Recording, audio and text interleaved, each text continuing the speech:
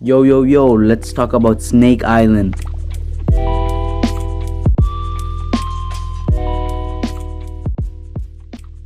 Now, welcome outside. Do you guys want to talk about the most dangerous place? One of the most dangerous places on Earth? That's right, today we'll be talking about Snake Island. So, today's topic is going to be a little long, so I'll cut this video to a few, I think 4 different sections.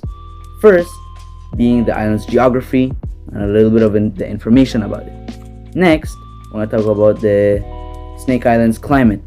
And we're going to talk about a little bit of the stories told from the nearby people, a little bit of the scary tales.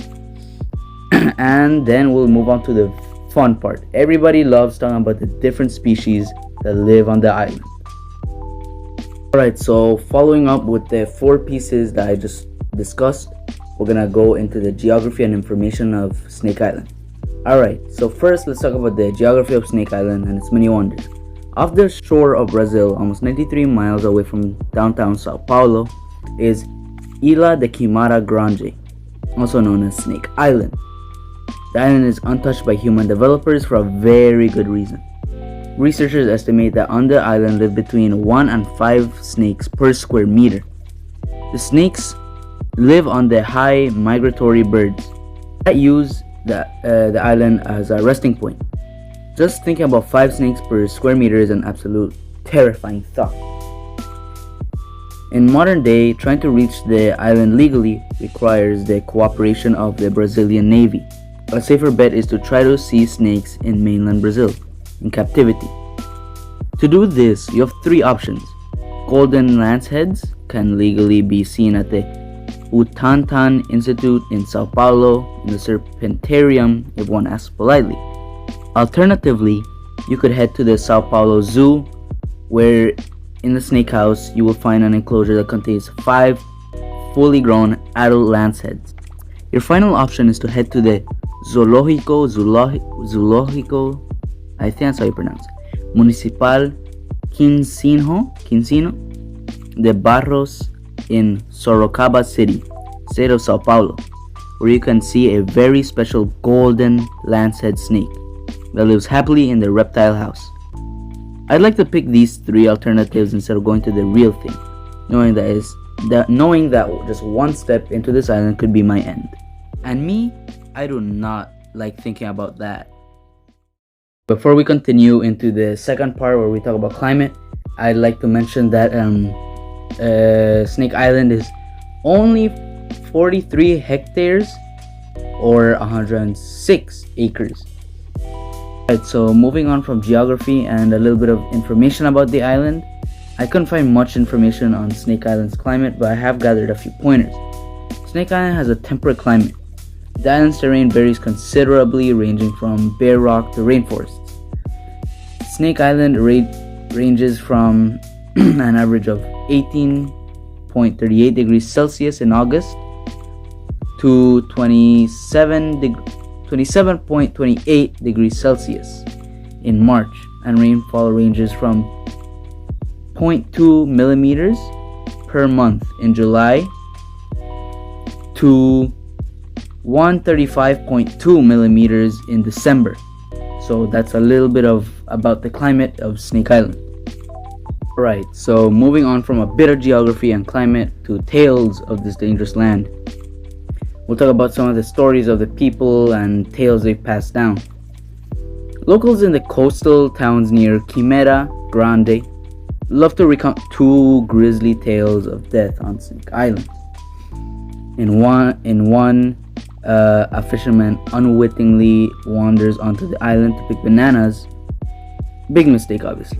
Never wander on unknown land. Naturally, he's bitten. He manages to return to his boat, where he promptly succumbs to the snake's venom. He is found sometime later on the boat deck in a great pool of blood. What an absolute sad tale, but it's important to note that it isn't really the snake's fault. They're just doing their job of keeping the peace on the island, and also kind of defending themselves in a way. They could. Guys, please remember that snakes only attack when they feel threatened or if they're frightened. Alright, so moving on to the other story. The other story is of the final lighthouse operator and his family. One night, a handful of snakes entered through a window and brutally attacked the man, his wife, and their 3 children. In a desperate gambit to escape, they flee towards their boat, but they are bitten by snakes on the branches overhead. An absolutely tragic story. Another legend that is passed around Brazil is that how the snakes got there has to do with pirates. According to Business Insider, the story is that pirates bury their treasure on the island, and to keep it safe, they put venomous snakes on the island so no one could take it. Now, logic would say if they put that many snakes on an island to stop people from stealing, what is stopping the snakes from striking them when they come back to retrieve it? I don't think the pirates put that much thought into that plan. I would also like to talk about what Marcelo Duarte said. I think that's how. I really hope I did not mistake pronouncing his name.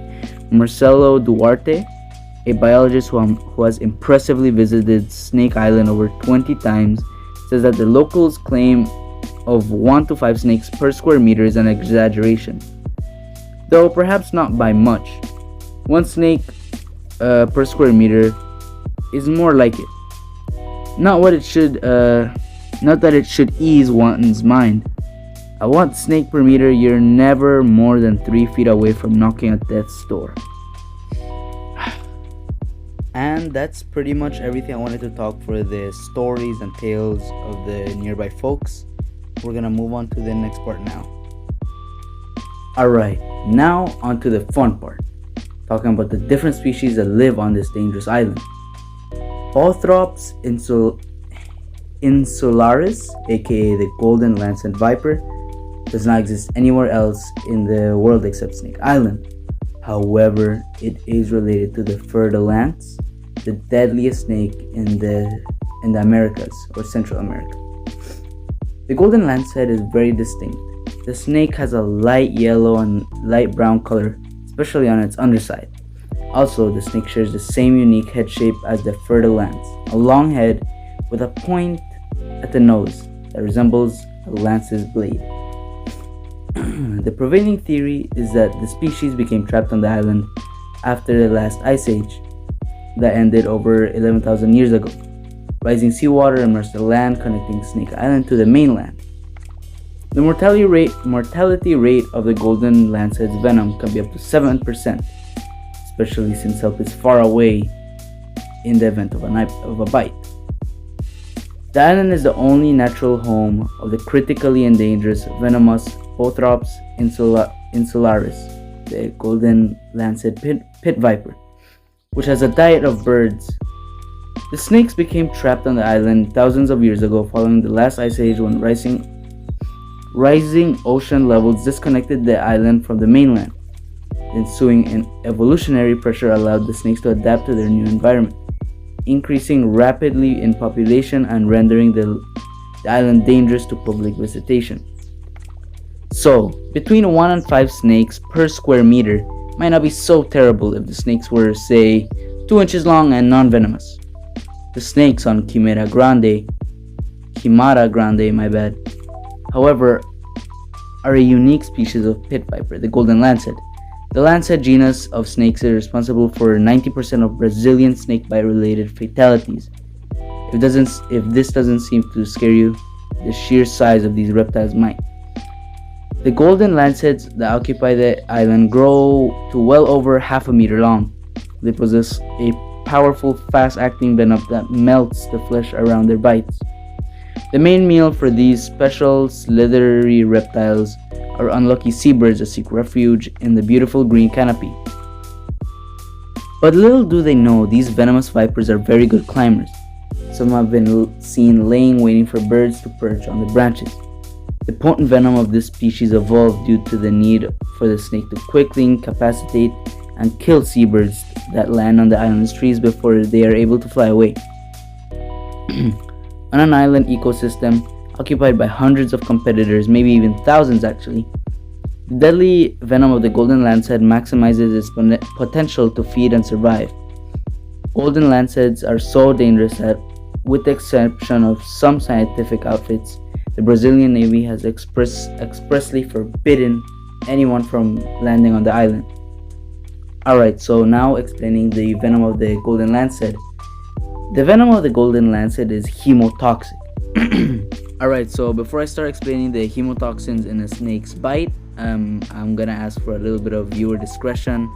I am gonna be showing a little bit of graphic pictures during the showing. That means it attacks red blood cells and can cause all sorts of pain, and all sorts of different physical problems.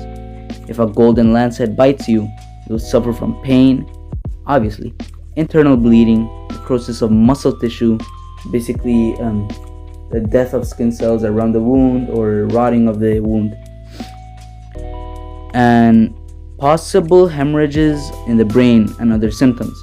However, due to the Brazilian government keeping people from visiting the island, no deaths from bites exist in modern records.